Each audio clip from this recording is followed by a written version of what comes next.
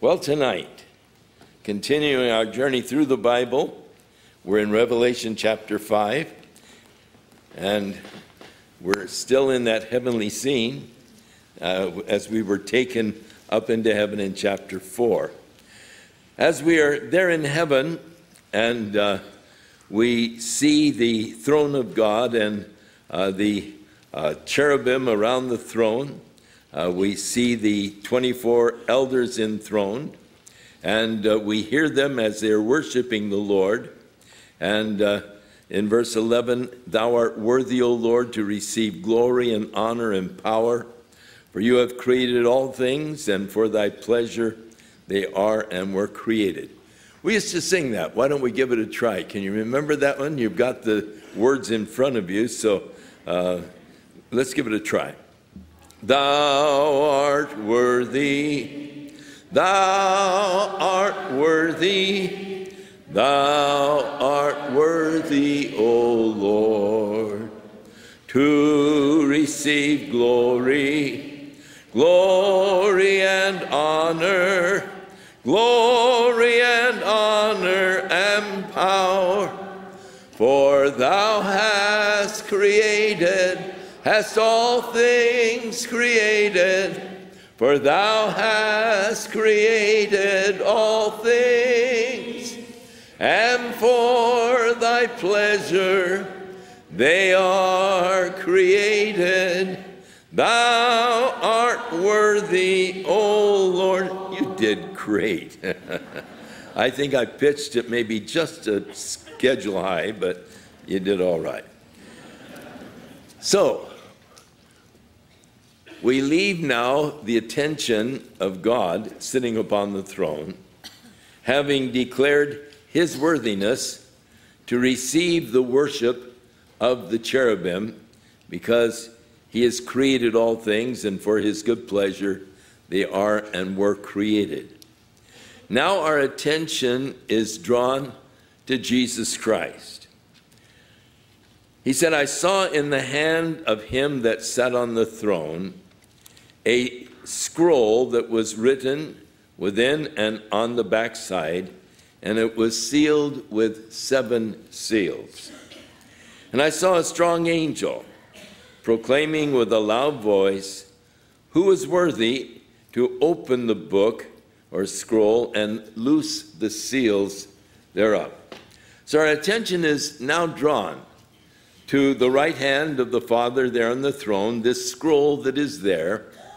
And probably we're sort of getting adjusted to the heavenly scene. We didn't see this immediately, but now as our eyes are sort of getting adjusted to the whole scene up there, we begin to pick up details. And we see in the right hand of him that is sitting there on the throne, this scroll written both inside and outside, sealed with 7 seals. I am convinced that this scroll is the title deed to the earth. The title deed to the earth that was forfeited by Adam and Eve, because when God created the world, he created man, placed him on it, and gave man dominion over the earth. And having dominion over the earth, Adam and Eve forfeited that dominion to Satan when they disobeyed God, eating of the forbidden fruit at the suggestion of Satan.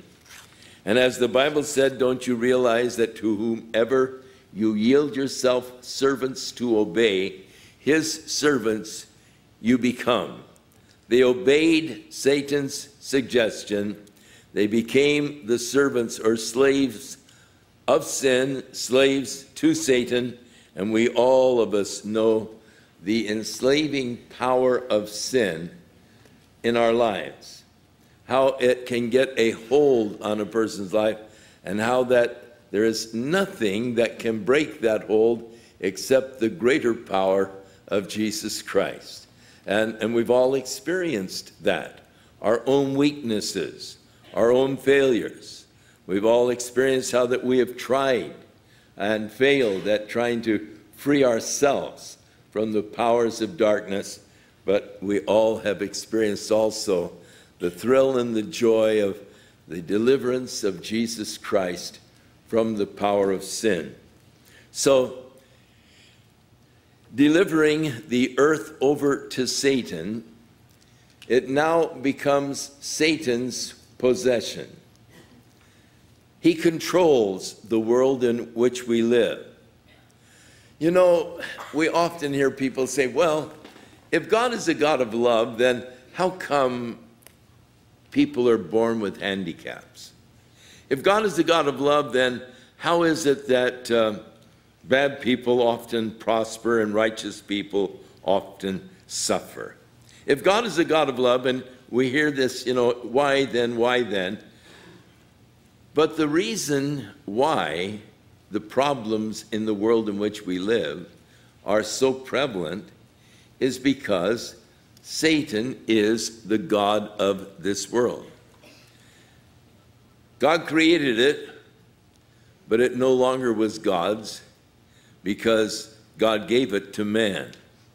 Man in turn turned it over to Satan, and Satan controls and rules in the world in which we live today, and thus it is very wrong to blame God for the tragedies and the calamities that exist in our world today, because man didn't want God to rule over him.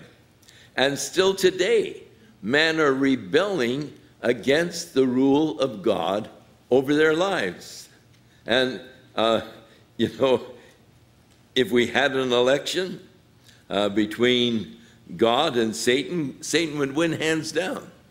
If you really voted for how people are living, they choose to live after the flesh. They choose to follow after the things of the world.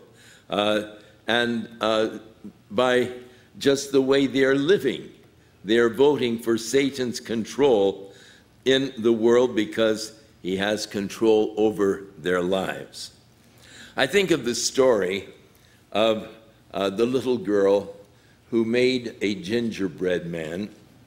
And as she took him out of the oven, she took the frosting and she put the smile on his face and his round eyes and his round nose and the little buttons down the front. And as she got him all decorated, he jumped out of the pan and went running down the street. And she was chasing after him. And he called back and he said, "Run, run as fast as you can. You'll never catch me. I'm a gingerbread man." And he was right. She couldn't catch him. He had run away. And so she was so sad and so disappointed. Her little gingerbread man had ran away. And so as she was walking home disconsolate, as she passed the bakery, she saw there in the bakery window her little gingerbread man smiling at her. She went in and she said to the proprietor, "I want my gingerbread man. He's there in the window." And he said, "He will cost you 10 cents. She said, "No, you don't understand. He's mine. I made him."